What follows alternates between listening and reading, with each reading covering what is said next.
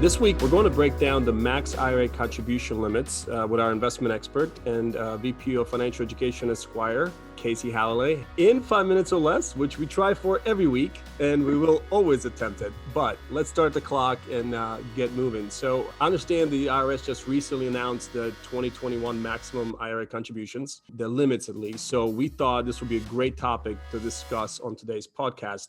What is this and why should we be paying attention to it, especially now?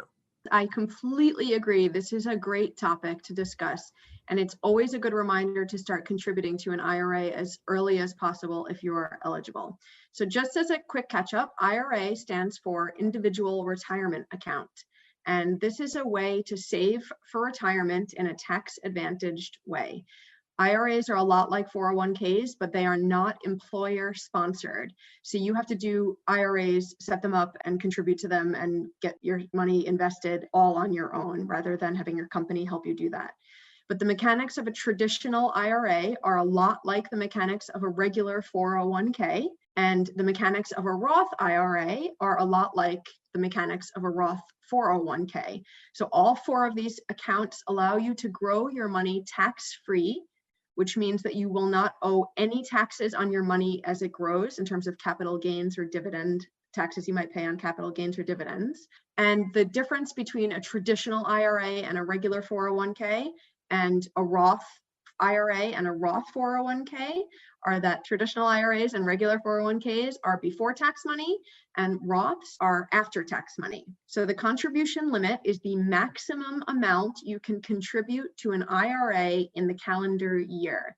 And they just announced for 2021, it will remain unchanged at $6,000 per year. So each year the IRA sets this limit and it applies to both traditional IRAs and Roth IRAs. That's actually unusual. I mean, I was expecting them to increase it because they've been increasing over the years. I wonder what made them do that. So can I contribute $6,000 to a Roth and a traditional then? No, well, you can have as many IRAs as you want. You can have a couple of Roths, a couple of traditionals. You can have them at different financial institutions. You can only contribute a total of $6,000 for the year between them. So your total contributions across all IRA accounts cannot go over $6,000 for the year. I also understand that there's a catch-up contribution for people over 50. Is that correct? Yeah. Also, if you're over 50 or if you turn 50 at any point in the calendar year of 2021, you can contribute an additional $1,000. And that's also unchanged from 2020. So they haven't increased the amount at all this year. How often do they usually increase the limits? The last time they did a limit increase was in 2018, and they usually do them in $500 increments to keep up with inflation. So from 2013 to 2018, the limit was $5,500 with a $1,000 catch-up contribution. And since 2018, it's been $6,000 with a $1,000 catch-up contribution.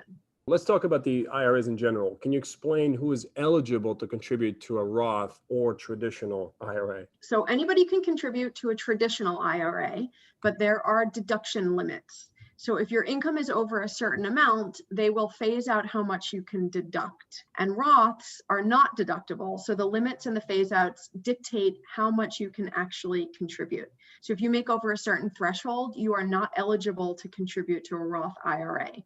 And it's always a good idea to speak to a tax professional to make sure that you are eligible to contribute or deduct to a specific IRA in any given calendar year. And then the other thing you need to know about contributing is whether or not your employer sponsors a retirement plan for you, like a 401k or a 403b. So there's a success penalty when it comes to IRAs, I understand. If you make too much money, you're doing really well, then you might not be able to contribute. That's fantastic.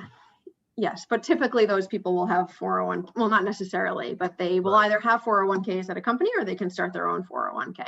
Right. Yes, I'm not sure why they do that to people. Well, I mean, that's great info. Thank you. So we can put $6,000 away into an IRA this year and next year, $7,000 if we're over 50 with that $1,000 contribution, the catch-up thing that you mentioned. And we should obviously always check with our accountants just to make sure that we're eligible before we contribute and which part and how much can we deduct if we are eligible, right? Anything else that we should know that's important for this? There's a couple of things. Actually, I have three quick things that I'd like to just wrap up with. Number one if you're spending some time on IRAs, it might be a good idea to consider consolidating IRAs and old 401ks. Traditional IRAs and regular 401ks are fungible. So that means you can consolidate them together into one account. Roths are the same. So Roth 401k and a Roth IRA, they're fungible.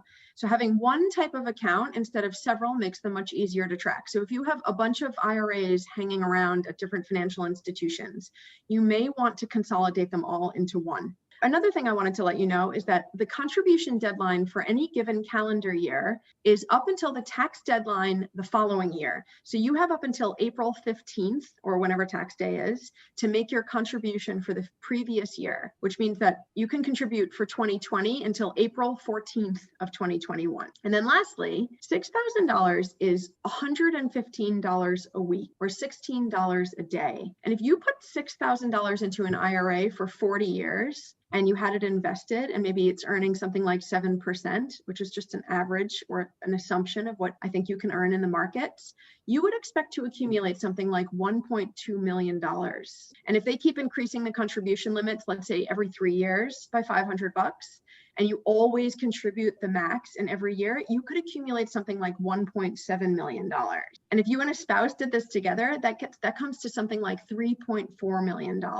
So even though it doesn't sound like a lot to put $6,000 away for your retirement each year, IRAs can be a really powerful retirement account tool. I like the fact that obviously what you consistently teach is start early. Start as soon as you can, because the least amount of dollars when you're 20 compared to triple amount of dollars when you're 40 will get you to the same number by the time you're 60, 65, because that time is the biggest accumulator of wealth.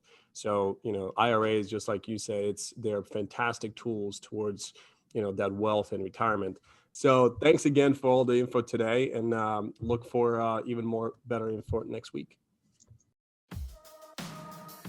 Thanks for tuning in to another episode of the More Than Money podcast. If you feel like you learned something or enjoyed this episode today, we ask you to do a few things. Number one, leave us a 5-star rating and a review on whatever platform you're listening to. If there's something you're struggling with and want us to cover, let us know in your review and we'll make sure to cover it soon.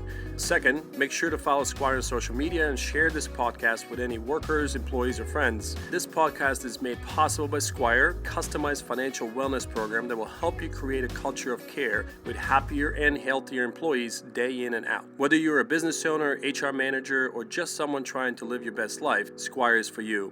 Head over to Sqwire.com to learn more about how Sqwire can transform your workforce. And that's SQWIRE.com.